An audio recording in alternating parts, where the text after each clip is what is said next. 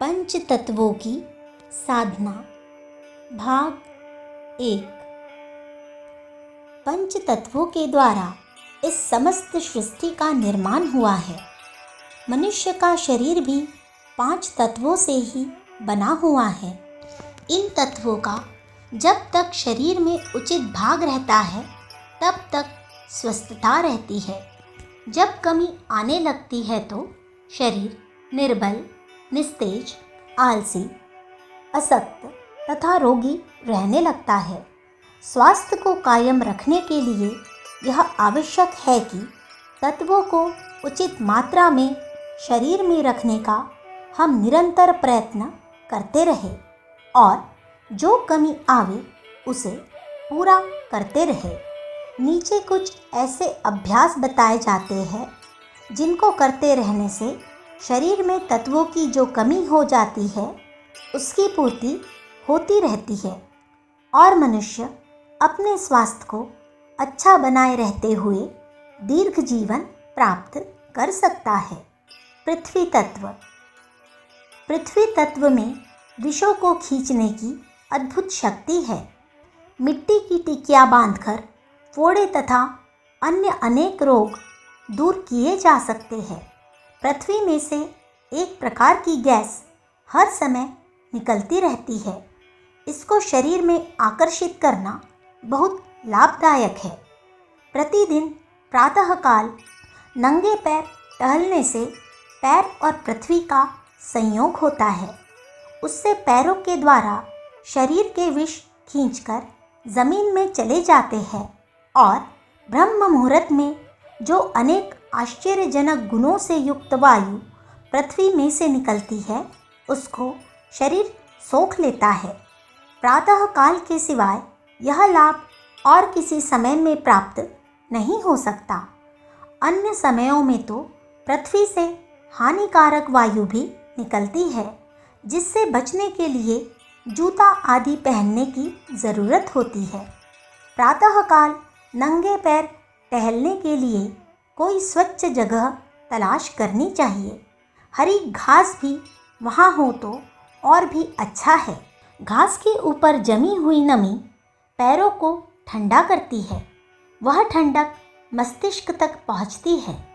किसी बगीचे, पार्क या अन्य ऐसे ही साफ स्थान में प्रतिदिन नंगे पांवों कम से कम आधा घंटा नित्य टहलना चाहिए।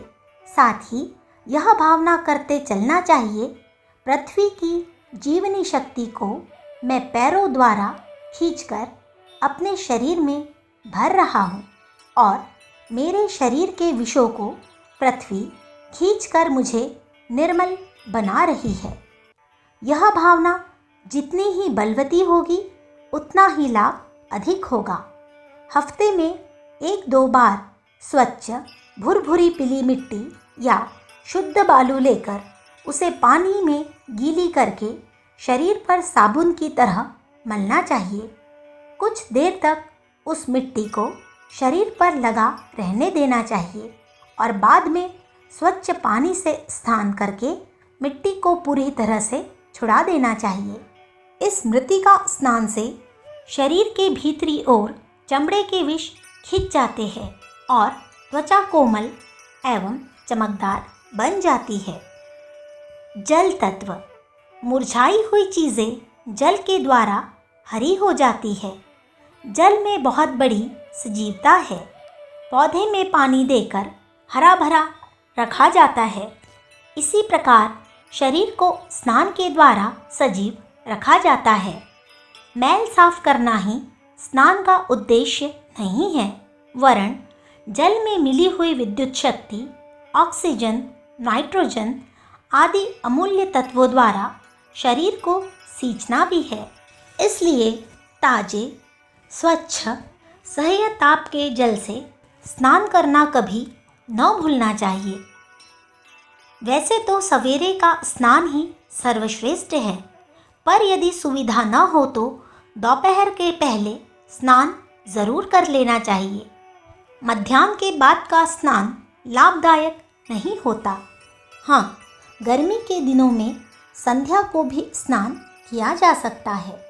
प्रातःकाल सोकर उठते ही वरुण देवता की उपासना करने का एक तरीका यह है कि कुल्ला करने के बाद स्वच्छ जल का एक गिलास पिया जाए। इसके बाद कुछ देर चारपाई और इधर उधर करवट बदलनी चाहिए। इसके बाद शौच जाना चाहिए। इस उपासना का वरदान तुरंत मिलता है। खुलकर शौच होता है और पेट साफ हो जाता है। यह उषापान वरुण देवता की प्रत्यक्ष आराधना है। जब भी आपको पानी पीने की आवश्यकता पड़े, दूध की तरह घूट घूट कर पानी पिए। चाहे कैसी ही प्यास लगी हो, एकदम गटागट न पी जाना चाहिए। हर एक घूंट के साथ यह भावना करते जाना चाहिए, इस अमृत तुल्य जल में जो मधुरता और शक्ति भरी हुई है उसे मैं खींच रहा हूँ। इस भावना के साथ पिए हुए पानी दूध के समान गुणकारक हो जाते हैं। पानी पीने में कंजूसी न करनी चाहिए। भोजन करते समय अधिक पानी न पिए। इसका ध्यान रखते हुए अन्य किसी भी समय की प्यास को जल द्वारा समुचित रीति से पूरा करना चाहिए। व्रत के दिन तो खास तौर से कई बार काफ़ी मात्रा में पानी पीना चाहिए। अग्नि तत्व जीवन को बढ़ाने और विकसित करने का काम अग्नि तत्व का है, जिसे गर्मी कहते हैं। गर्मी न हो तो कोई वनस्पति एवं जीव विकसित नहीं हो सकता।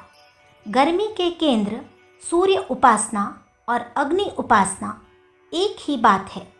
स्नान करके गीले शरीर से ही प्रातःकालीन सूर्य के दर्शन करना चाहिए और जल का अर्घ्य देना चाहिए। पानी में बिजली का बहुत जोर रहता है। बादलों के जल के कारण आकाश में बिजली चमकती है। इलेक्ट्रिसिटी के तारों में भी वर्षा ऋतु में बड़ी तेज़ी रहती है। पानी में बिजली की गर्मी को खींचने की विशेष शक्ति है। इसलिए शरीर को तौलिए से पोंछने के बाद नम शरीर से ही नंगे बदन सूर्य नारायण के सामने जाकर अर्घ्य देना चाहिए। यदि नदी, तालाब, नहर पास में हो, कमर तक जल में खड़े होकर अर्घ्य देना चाहिए। अर्घ्य लोटे से भी दिया जा सकता है और अंजलि से भी, जैसी सुविधा हो कर लेना चाहिए। सूर्य के दर्शन के पश्चात नेत्र बंद करके उनका ध्यान करना चाहिए और मन ही मन यह भावना दोहरानी चाहिए। भगवान सूर्य नारायण का तेज मेरे शरीर में प्रवेश करके नस नस को दीप्तिमान, सतेज और प्रफुल्लित कर रहे हैं और मेरे अंग प्रत्यंग में स्फूर्ति उत्पन्न हो रही है। स्नान के बाद इस क्रिया को नित्य करना चाहिए। हो सके तो रविवार का व्रत भी करना चाहिए।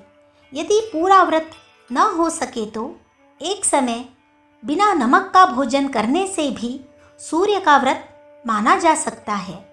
इससे भी मनोवैज्ञानिक सिद्धांतों के अनुसार मनुष्य के तेज में वृद्धि होती है और नेत्र रोग, रक्त विकार तथा चर्म रोग विशेष रूप से दूर होते हैं। अखंड ज्योति, अगस्त सन 1944, पृष्ठ संख्या 14-15। विचार क्रांति दूत यूट्यूब चैनल को सब्सक्राइब करें एवं अगले वीडियोस प्राप्त करने के लिए बेल आइकन दबाएं। धन्यवाद।